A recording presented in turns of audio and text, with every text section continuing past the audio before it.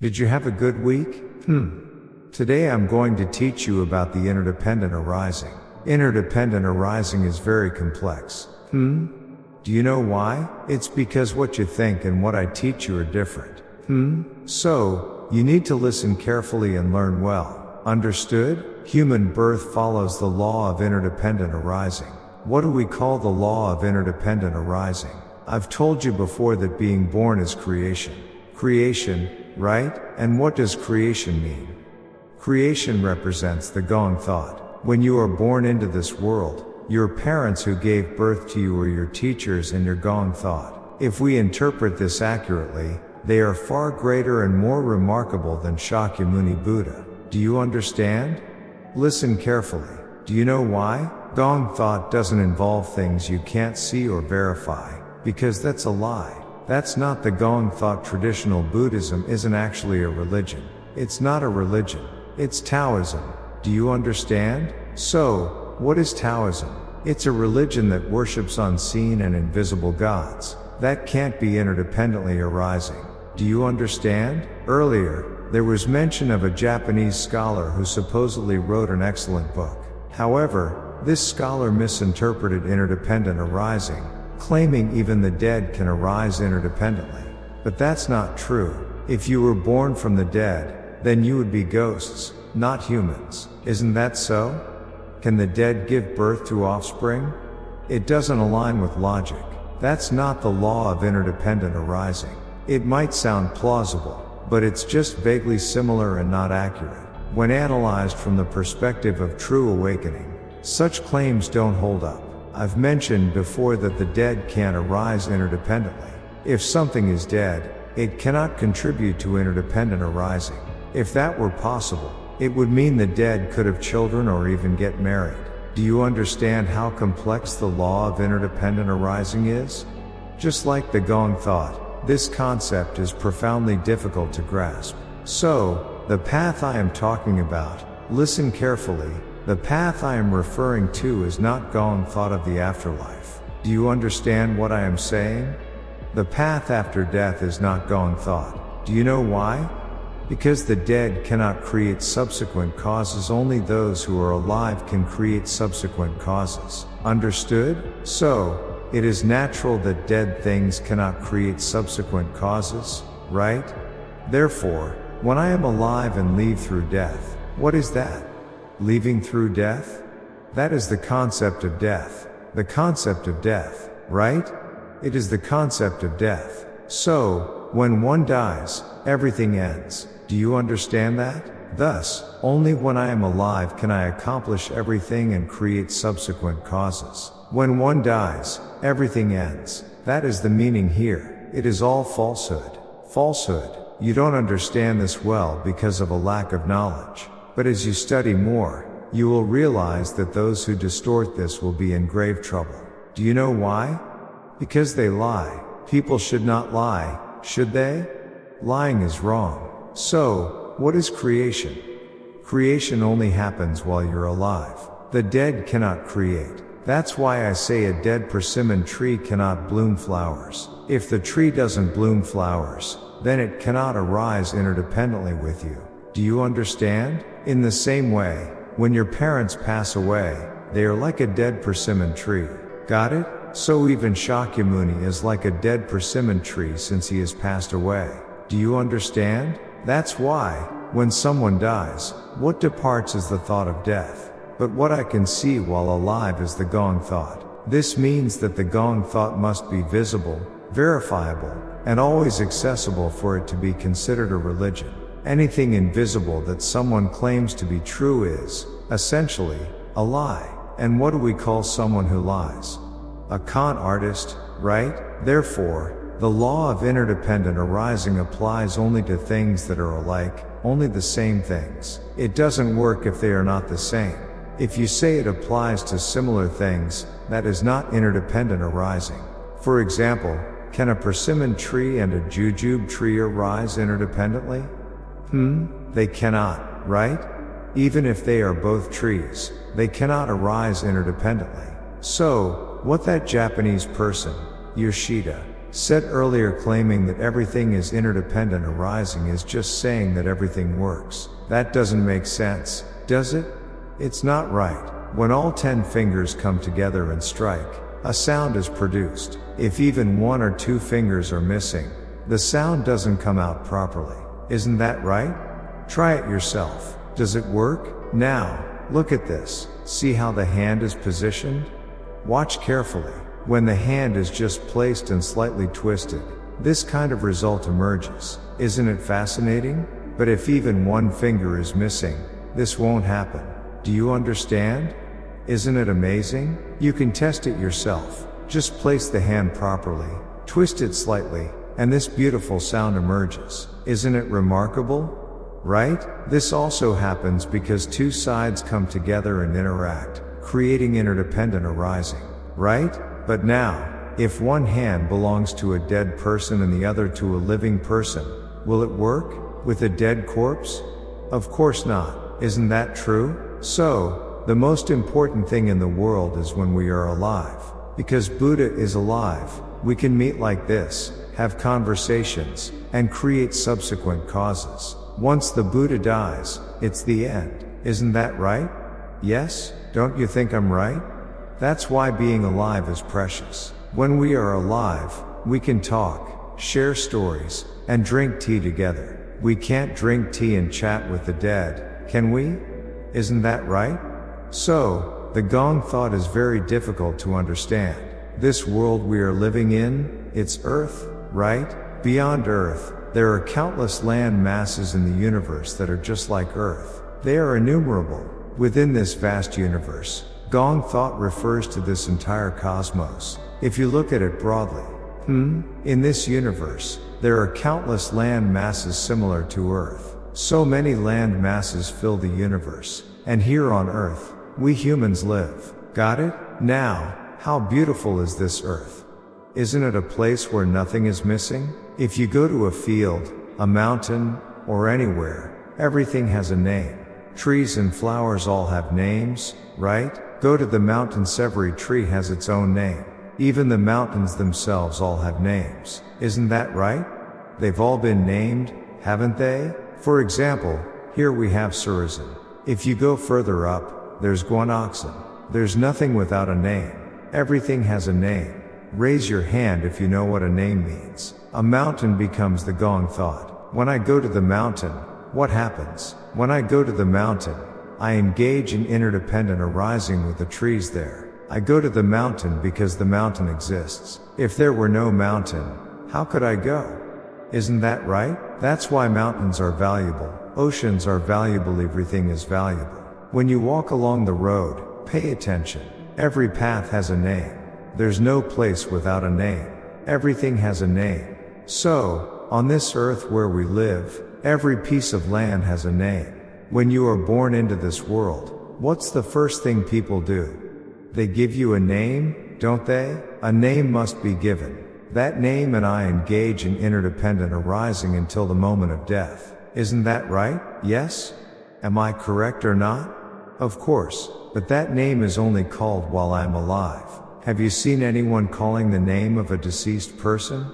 No, that's how precious a name is. Your name goes with you when you die, at the time of death. Once it goes with you, that's the end, isn't it? There's no one left to call it anymore. That's the point. Who would call the name of a dead person?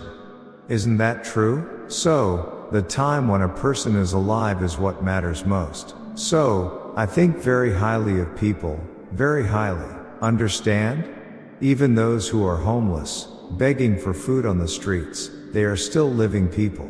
Therefore, we should not disregard or mistreat them or look down on them. Think about it. No matter how advanced our technology is, we cannot create a beggar. Can we make one? If you wash that person thoroughly, give them a good haircut, and dress them well, would anyone call them a beggar? Only their appearance is that of a beggar, but inside, they are not. Understood? We should consider everyone as precious. Only then, when I view other beings, can I create subsequent causes with them. If I look at a person with ill intent, I will start creating bad subsequent causes with that person. Would that be good? If we view someone badly, we will endlessly see them badly.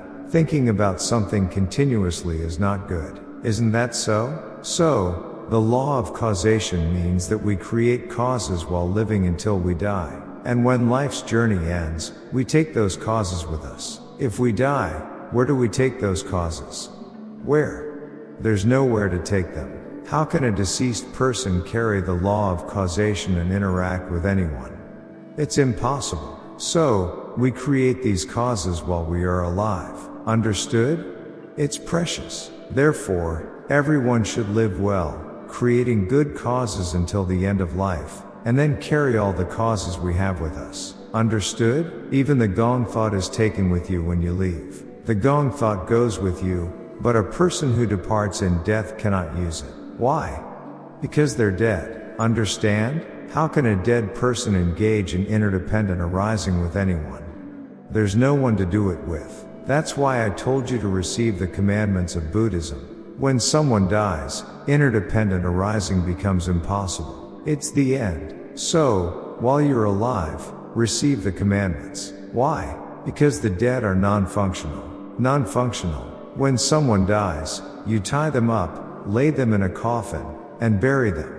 Can they say even a single word? Not a single word, they are just buried. That's death. When you die, you take only what you've used. Throughout your life, until the day you die, you use the Gong thought, and the law of interdependent arising and then take them with you when you die. Traditional Buddhism says you take it and use it. Where do you use it? When you ask, they say you go through samsara. If samsara doesn't work, you become an animal, a cow, a dog, a wolf, a pig, and so on. Isn't that what they say? To make it understandable, they say, if you commit sins, you become an animal. So, don't commit sins. If you do, come to the Buddha, confess, offer diligent efforts, and pray then your sins will be forgiven. That's how it developed. In Christianity, if you sin today, you pray at the cross and beg for forgiveness, and then they forgive you. Then you sin again tomorrow, come back, beg again, and you're forgiven again. But the sin was committed by a living being. How does God forgive you? Right? Doesn't make sense? Those in the back, are you deaf? You're not responding. Are your ears not working back there? Can you hear me? Then why aren't you answering? Sins are committed by living beings, but forgiveness is granted by Jesus, Shakyamuni, or God? Does that make sense? They must be out of their minds. How does that align with logic? It's like being slapped by Mr. Ark and then going to Mr. Choi and Gunpo for forgiveness. Isn't that right? That logic doesn't hold, does it? So, those religions are all lies. Understand? If interdependent arising were that simple, why send children to school? You could just pray at home. But they need to go to school because there are teachers, right? A teacher must be there to teach the students. Isn't that so? A teacher isn't just someone who talks, there are textbooks. And what are textbooks? They are things you can see with your eyes. That's why interdependent arising happens. Does a teacher only use words? If it's just words, students would forget immediately and keep asking the same questions. Because there are textbooks, students engage in interdependent arising. Who provides that knowledge? The teacher does. The relationship between teacher and student is interdependent arising. Did you understand that? That's the way of the world. But if you try to interdependently arise with the dead, for instance, if a school is short on students, you'd gather all the dead and run the school. I saw in the news that some universities are closing because they don't have enough students. That's simple. There are plenty of dead people. You could bring them in and fill thousands of seats. The school would run well, wouldn't it? So, established religions are pure nonsense. Got it? If someone sins and then prays to God for forgiveness, and is absolved, then that person shouldn't need to be investigated by the police, right? Since the sins have been forgiven. Isn't that correct? Right? You shouldn't have to capture that person. If their sins have been forgiven, then they are no longer guilty. Forgiveness was given. Isn't it illogical? Therefore, those who say something exists when it doesn't, or speak as if unseen things exist, are lying. That's why Gong thought are precious. They are invaluable. They are necessary for living beings. When a person lives and then dies, the causes and effects they created come to an end. A deceased person cannot create causes and effects. It ends there. That's why I said, if you want to live eternally, receive the precepts. If you want to avoid death, I have taught countless times to take the precepts while alive. You must accept the precepts. Even a being, if not planted, its lifespan ends. Correct? Only when planted does it sprout. If not planted, its lifespan is over. The same goes for people. If a person does not receive the precepts, their lifespan ends with death. Doctrines like Shakyamuni's Buddhism, the 6 realms of reincarnation, or the 12 dependent originations are all lies. Lies. Think about it carefully. They are lies, right? Moreover, what did I say? I said that causation can only occur between like things, correct? If they are not alike, causation cannot happen. Those who talk otherwise are deceivers. Does it make sense to say that humans turn into animals after death? Does it make sense to say that humans turn into animals after death? Then, if Shakyamuni was a deer in his previous life, how did he become a human? From now on, call Shakyamuni a deer. Call him a deer. If I feel suffocated or frustrated these days, I might say, "Dear, help me out a little." What would the deer say in return? Well, is Shakyamuni male or female?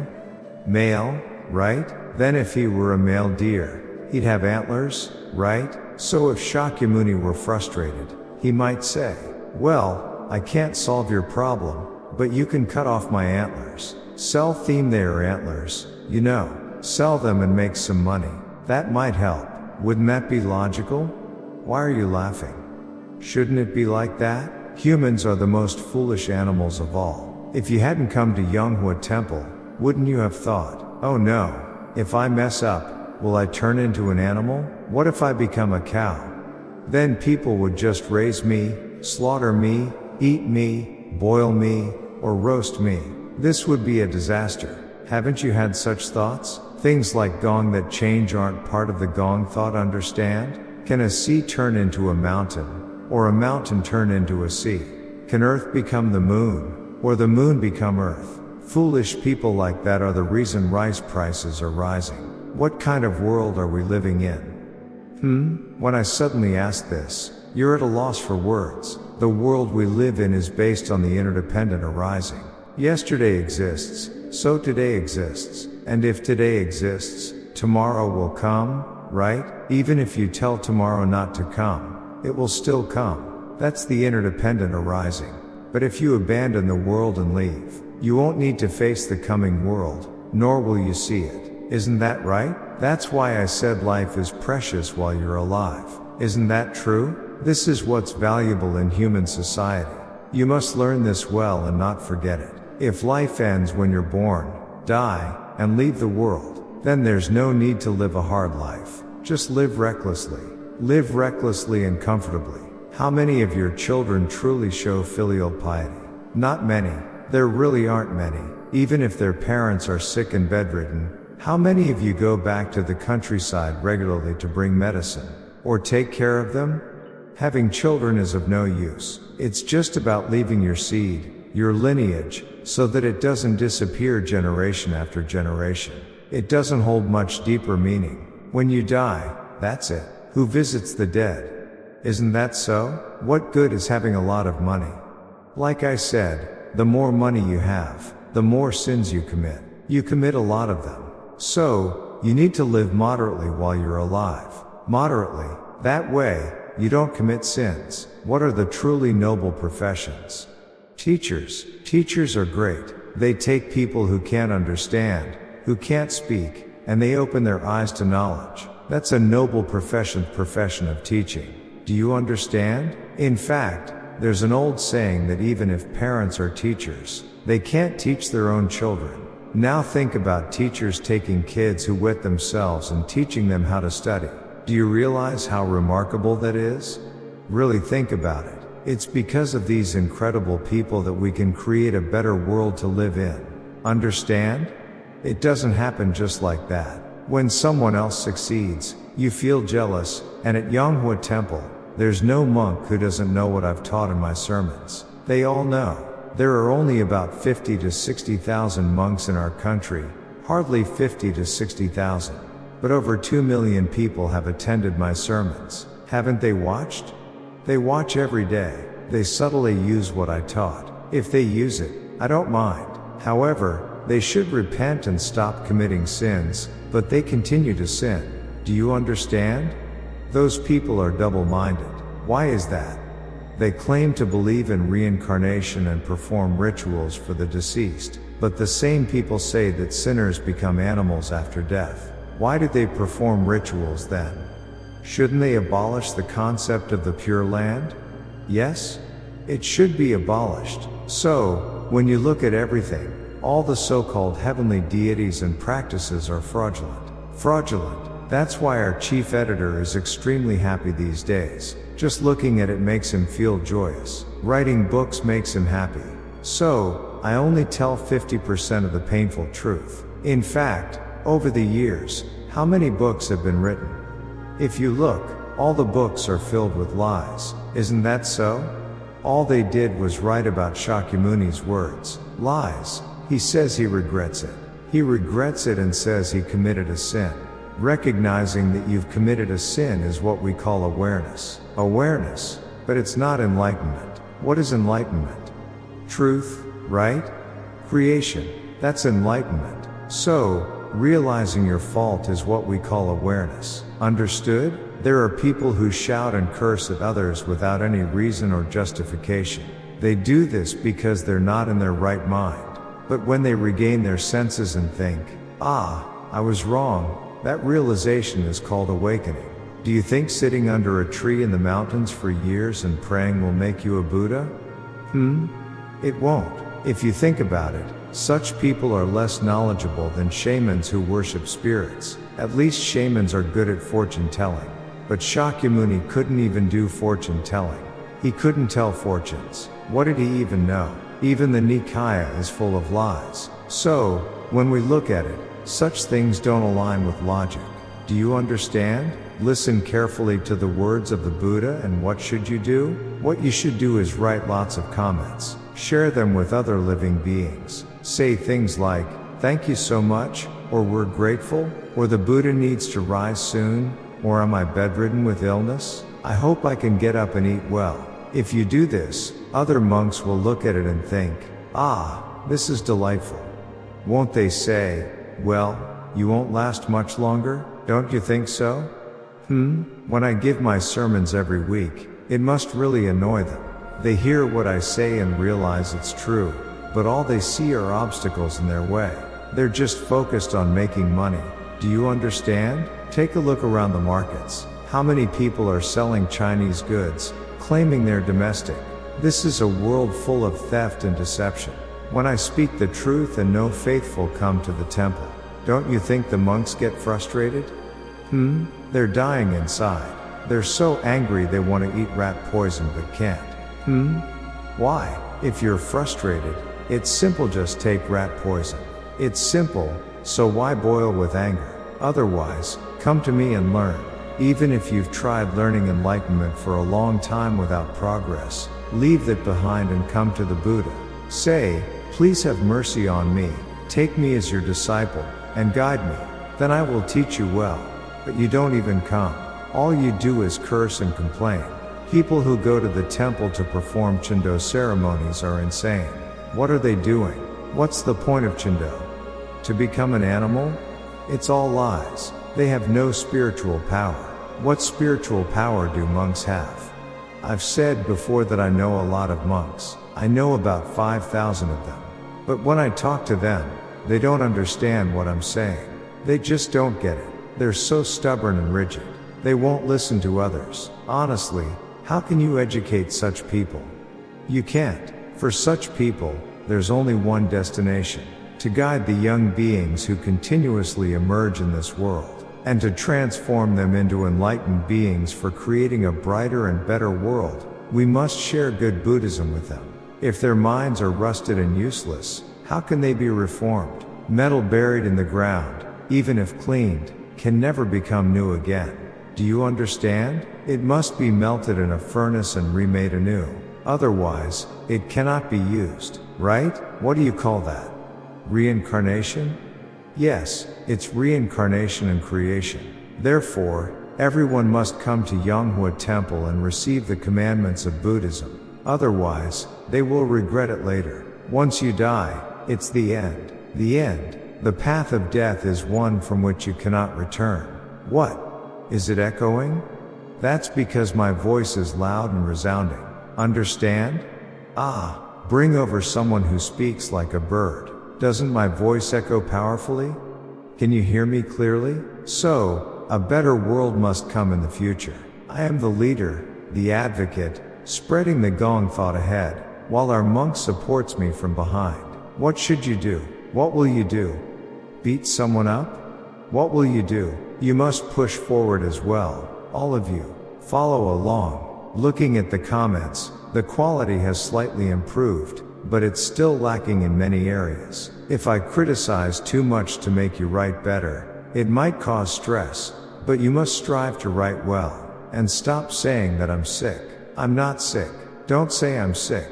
Listen to my voice. Let's end it here.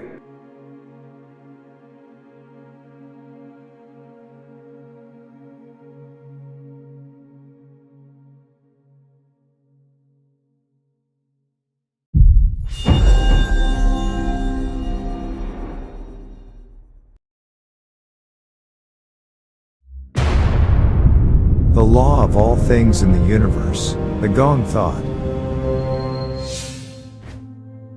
The teachings of Yonghwa Maitreya Buddha, the founder of the Gong thought.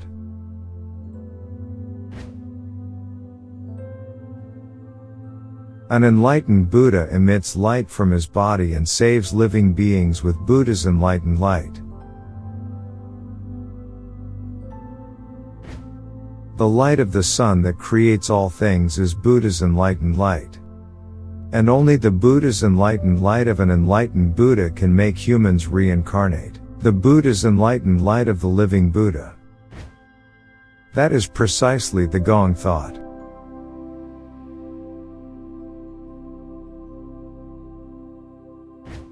Receiving Shugi means embracing Buddha's enlightened light, that is, the Gong thought, within my body. After death, there is no samsara, only everything becomes extinct. If you receive Shugi with the Buddha's enlightened light of an enlightened Buddha, you will have eyes that can see the Yonghwa world even after death. Chendo and Shugi are only possible through the Buddha's enlightened light of an enlightened Buddha. Don't receive Chendo after death. Receive Shugi while you are alive. Believe and follow only what you can see, hear, and confirm. The dead cannot arise interdependently, only the living can arise interdependently. Just as gold cannot be made artificially, a Buddha comes as a Buddha from the beginning. And a living being cannot become a Buddha through prayer or Zen meditation. However, those who have received Shugi can receive Buddha's enlightened light and become living Buddhas. All these Gong thought were created by Yonghwa Maitreya Buddha. Like the sky and the earth, the sea and the mountains, the source of life and creation, the limitless and eternal truth, the Gong thought.